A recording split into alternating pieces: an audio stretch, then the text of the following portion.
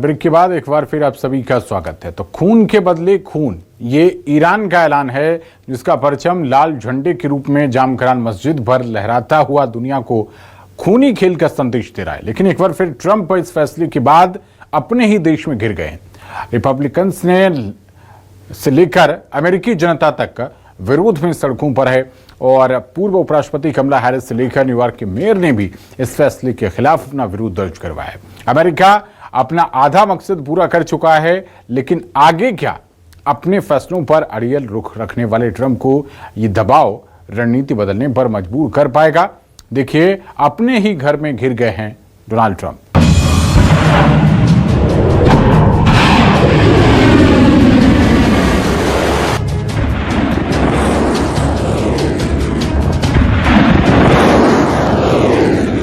Iran के खिलाफ जिस सैन्य कार्रवाई की धमकी ट्रंप बीते करीब एक महीने से दे रहे थे, आखिरकार वो करके दिखा दिया।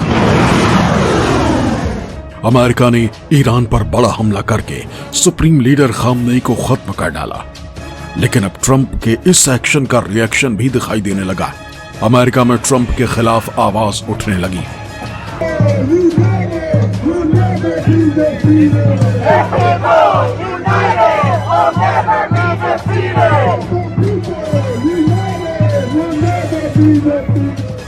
ईरान पर अमेरिकी हमला, ट्रंप का विरोध। ईरान पर हमले का विरोध अमेरिका में शुरू हो गया है, जिसकी तस्वीरें वॉशिंगटन से सामने आई।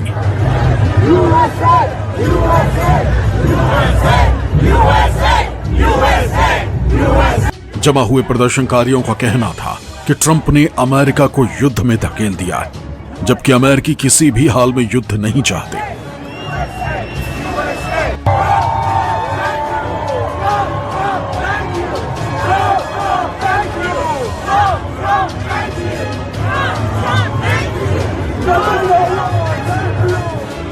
व्हाइट हाउस के बाहर सैकड़ों लोग जमा हुए और ईरान पर हमले के खिलाफ नारेबाजी की। प्रदर्शनकारियों का कहना था कि अमेरिका को मिडिल ईस्ट में नई जंग नहीं चाहिए। डोनाल्ड ट्रंप ने हमला करके अमेरिका को आर्थिक क्षति पहुंचाई। वो खुद शांति के लिए नोबेल पुरस्कार मांग रहे हैं और ईरान को तबाह कर चुके हैं।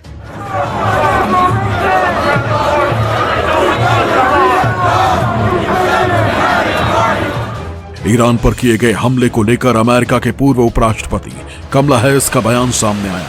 उन्होंने इस हमले को लेकर ट्रंप पर निशाना साधा। आरोप लगाया कि ट्रंप जानबूझकर अमेरिका को युद्ध में धकेल रहे हैं।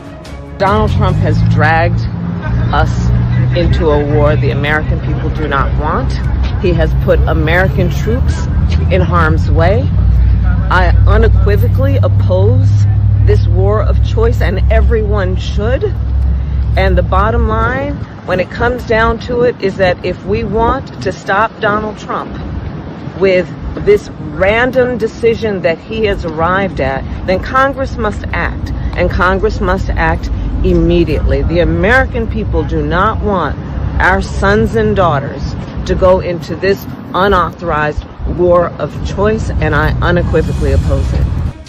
इस बीच अमेरिका के अंदर भी राष्ट्रपति डोनाल्ड ट्रंप के फैसले पर बड़ा राजनीतिक विवाद खड़ा हो गया।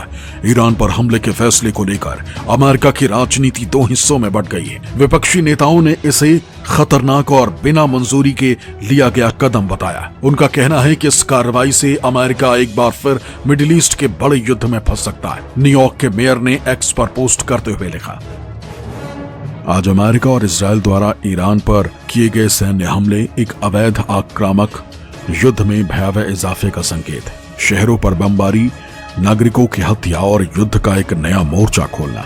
अमेरिकी ऐसा नहीं चाहते। वो सत्ता परिवर्तन के लिए एक और युद्ध नहीं चाहते। वो महंगाई के संकट से राहत चाहते हैं। वो शांति चाहते हैं।